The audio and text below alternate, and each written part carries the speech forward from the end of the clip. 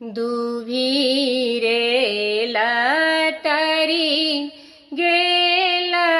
दुभीरे चतरी गेल दुभिया छोरल पान पात हे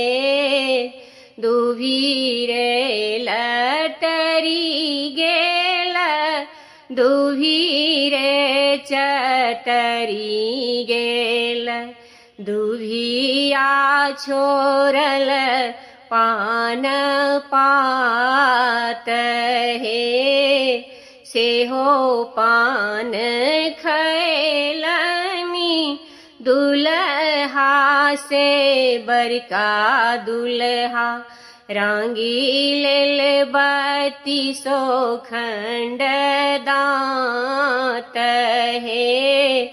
सेहो पान खैलनी दुल्हा से बड़का दुल्हा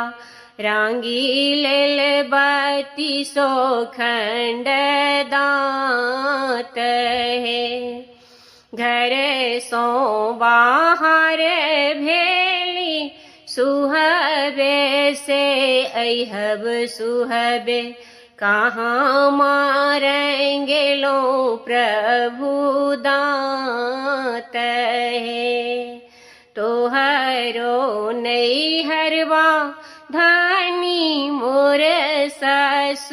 ससुररिया सर हो जिरंगल मुख दांत है